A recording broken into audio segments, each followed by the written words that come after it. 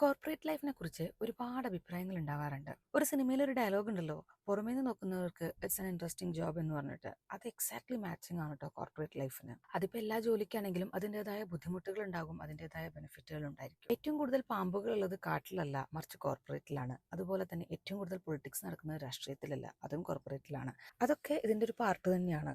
അതൊന്നും നമുക്ക് അവോയ്ഡ് ചെയ്യാനും പറ്റില്ല. ഇതിൻ്റെയൊക്കെ അപ്പുറത്തേക്ക് എനിക്ക് തോന്നിയിട്ടുള്ള ഒരു കാര്യം എന്താണെന്ന് വെച്ച് കഴിഞ്ഞാൽ, നമ്മൾ സ്കൂളിലായിരുന്ന സമയത്ത് നമ്മളുടെ ഒരു ഡേയുടെ ഒരു 80% നമ്മൾ സ്പെൻഡ് ചെയ്യുന്നത് നമ്മുടെ സ്കൂളിലാണ്. അതുപോലെ തന്നെയാണ് നമ്മളൊരു ജോലി ചെയ്യുന്ന സമയത്ത് നമ്മുടെ കൊളീഗ്സിൻ്റെയും നമ്മുടെ വർക്കുമായിട്ട് റിലേറ്റഡ് ആയിട്ടുള്ള കാര്യങ്ങളിലാണ് നമ്മളുടെ ഒരു ഡേയുടെ മാക്സിമം ടൈം സ്പെൻഡ് ചെയ്യുന്നത്. അപ്പോൾ അവിടെ ഇങ്ങനെ പൊളിറ്റിക്സും അതുപോലത്തെ വിഷപ്പാമ്പുകളൊക്കെ ഉണ്ടാകുമ്പോൾ അത് സ്വാഭാവികമായിട്ടും നമുക്ക് ഫ്രസ്ട്രേറ്റിംഗ് ആയിരിക്കും, വർക്ക് സ്ട്രെസ് കൂട്ടും, അങ്ങനെയുള്ള കാര്യങ്ങളൊക്കെ ഉണ്ടാവും.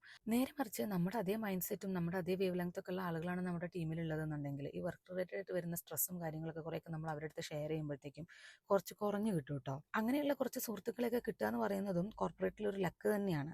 എന്തൊക്കെ പറഞ്ഞാലും മാസാവസാനം നമ്മളുടെ അക്കൗണ്ടിലേക്ക് ക്രെഡിറ്റ് ആവുന്ന ഒരു എമൗണ്ടിന് വേണ്ടിയിട്ടാണല്ലോ നമ്മൾ എല്ലാവരും കഷ്ടപ്പെടുന്നത്. അതിനിടയ്ക്ക് നമുക്ക് കിട്ടുന്ന എന്തും നമുക്കൊരു ബോണസ് തന്നെയാണ്.